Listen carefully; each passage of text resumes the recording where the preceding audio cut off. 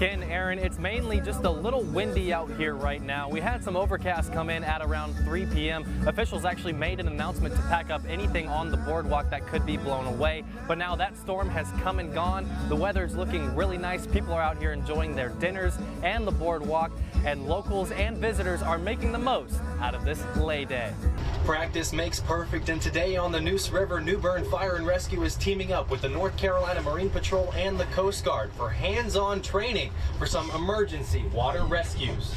That's right, Aaron. Crews have been out here all morning cleaning up those damages from a possible tornado that officials say struck around 2 a.m. this morning. That's right, Jeffrey. The National Transportation Safety Board is investigating a Beechcraft Bonanza aircraft crash here in Greenville.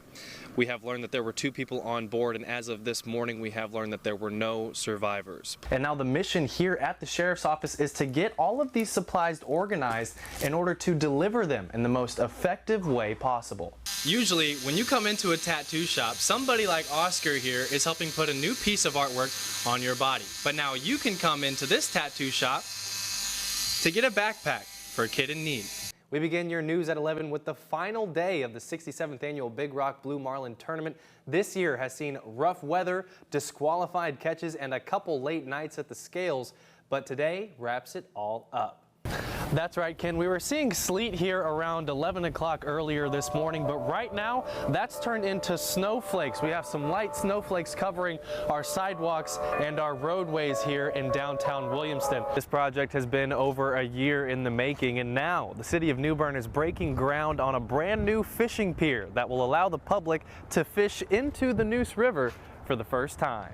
Usually, a walk in the park in the summertime is a great idea, but due to some consistently heavy rain showers the last couple of days, some parts of Greenville's greenways had to close in order to prevent some potentially risky situations. Instead of doing tabletop scenarios, this is actual hands-on.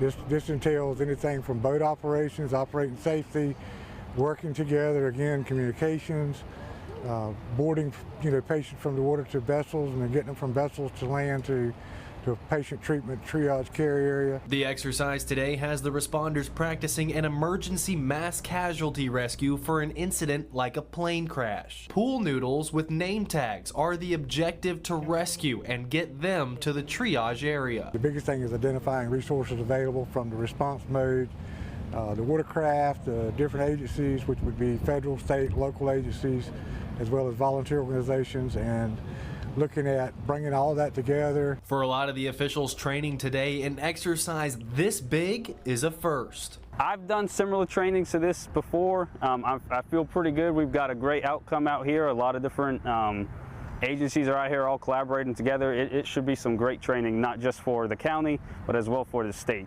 Learning crucial life-saving techniques not only to help others, but keep themselves safe as they are responding. With these different agencies, such as the police department, would just be getting used to how to navigate in the waterway, as well as just being comfortable in the boat and handling the boat.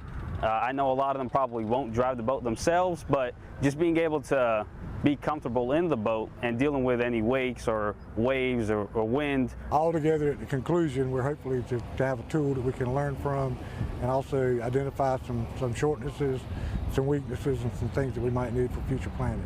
The training wrapped up today in hopes that one of these emergencies never happens, but if it does, these responders are prepared. In New Bern, I'm Davis Suppes, 9 on your side.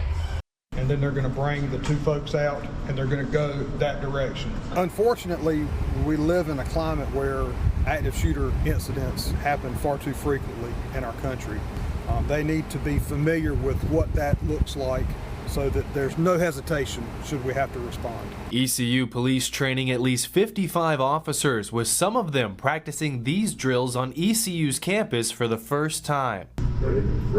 This is no average training. Officers practice active shooter situations with role players and are armed with simunition rounds, red for the role players and blue for the police. Then we can evaluate the shots and the shot placement, the shot selections, but then also their safety to make sure that they're using cover and concealment to their advantage and not being injured during these scenarios. This year, a unique addition as they are getting practice with having a sniper or an active shooter located in an elevated window. It also allows them to work in the actual buildings that we would likely be responding to.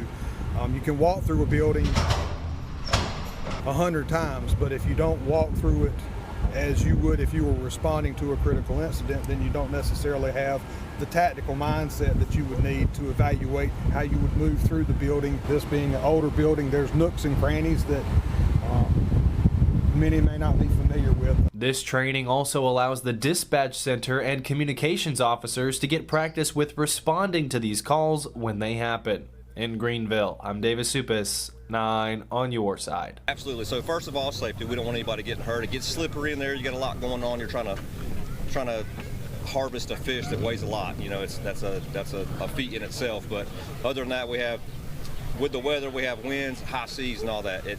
Your likelihood of staying hooked up is jeopardized when you have high seas. So we don't want to go out there and spend the day fishing in really rough seas, trying to chase a daily, and then just risk pulling fish off, you know, keep pulling fish off over and over, or somebody getting hurt in the cockpit trying to do it. Mike Dupree, aka Slick, and his crew have been fishing the Big Rock tournament for about 7 years, so they have some experience on what to do on days like this. Good times, safe travels, that's the thing. Good weather. We haven't had it the last couple of days. I laid yesterday as well as today.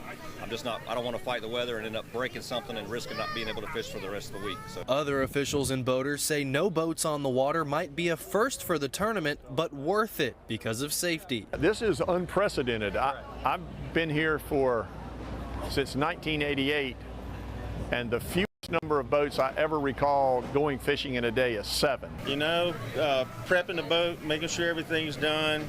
We got some guys back at the boat that are rigged the bait, got everything prepped, so today's just been kind of, you know, drink a few beers, spend a little money, and just hang out. Even with no fish being hooked today, everyone is still making the most out of it and hopeful for the rest of the week. Oh, no question about it. No question about it. You know, we said yesterday, if you're in that fabulous fisherman's level and you didn't go fishing yesterday, at 3 o'clock, you dodged a bullet. With a lot of boats taking a lay day yesterday and today, we have some exciting fishing in store to take us through the rest of the week. They also have their tasting event that's happening tonight at 7 p.m. so that everyone can come out and enjoy the rest of this lay day. Live in Morehead City, I'm David Suppes, 9 on your side. The pathogen, the rust pathogen, actually overwinters down south of us, and the spores will blow in and land on these leaves, and you will often see where they land, then they proliferate and cause the lesion that the farmers would see, and that's what causes us to have to treat for the disease. Stripe rust, a crop-killing disease common in the south, now here in eastern North Carolina. The wind will pick these spores up where they're being released down south and just deposit them all over the place. The last known documented case of striped rust this year so far was in Georgia. So we were a little shocked when we found it all the way up here in Belhaven. Different from the common leaf rust we see here with warmer temperatures, striped rust thrives in cooler weather and kills the leaves on these wheat plants. And fewer leaves means less plant development, making yields not as good. Much like we're having today, the kind of weather and the kind of temperatures we're having today, and for the next few days, and that's what makes this so concerning. The fact that we found striped rust, it's way more aggressive as a disease, certainly when we compare it to leaf rust. You see striped rust, most farmers become very excited about it because it can proliferate and spread so quickly that it will take the yield potential out of this crop extremely fast. To solve the problem, you need to spot it and spray it. The growers are scouting their crops pretty regularly. We're telling them to be on the lookout for striped rust. So get down in the canopy and look really close. Just like if it's weeds, you use a herbicide on the weed to kill the weed. Here we're going to use a pesticide called a fungicide to kill the pathogen and to protect the plants from further infection. In Belhaven, I'm David Suppes, 9 on your side.